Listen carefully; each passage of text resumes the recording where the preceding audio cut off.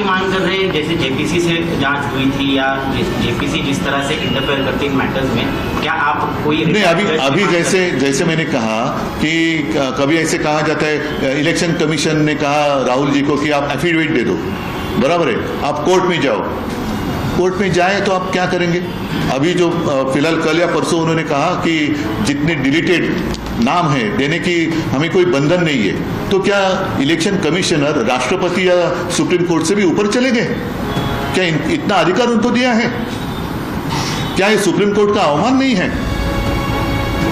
क्या करेंगे हम? सुप्रीम कोर्ट में जाए भी, अगर इलेक्शन कमिश्नर कहे कि हमें कोई बंधन नहीं है, तो करेंगे क्या हम सुप्रीम कोर्ट में जाकर?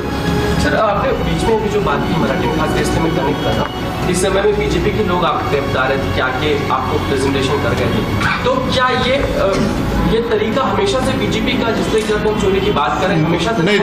देखो, अभी एक बात तो ये तो बात स्पष्ट है, लोकसभा के दरमियान लोकसभा का जो चुनाव परिणाम आया महाराष्ट्र के लिए, उसके बिल्कुल विरोधी विधानसभा में आया। बीच में सिर्फ 5 या 6 महीने गए थे। वर्कला प्रभाकर जी ने खुद कहा था, हमने तो उनको नहीं कहा था, कि इस 6 महीने में लगभग 45,000 वोट बढ़ गए।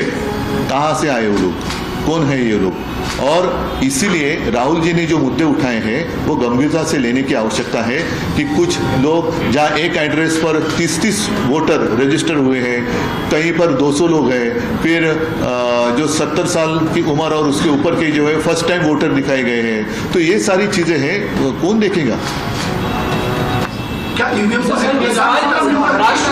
महाराष्ट्र में भी खासकर आपको लगता है कि चूंकि चुनाव यहाँ पे भी स्थानीय निकाय के आने हैं, तो ऐसे में जरूरत होगी सारी वोटर लिस्ट को कहीं ना कहीं रीचेक करने की, जैसे कि राहुल गांधी कर रहे हैं यहाँ के भी? नहीं, हर एक मतदाता का अभी एक कर्तव्य बनता है कि अपना नाम मतदाता सूची में है या नहीं है, और क्या अपने एड्रेस पर कुछ घुसपैठी तो इन्होंने घुसाए नहीं है, तो ये भी देखने की आवश्यकता है। साथ ही साथ मैं मेरे पार्टी के कार्यकर्ता और महाविकास आघाड़ी के सारे कार्यकर्ताओं को कहता हूं कि आप मतदाताओं की सूची लेकर घर घर जाकर चेक करो।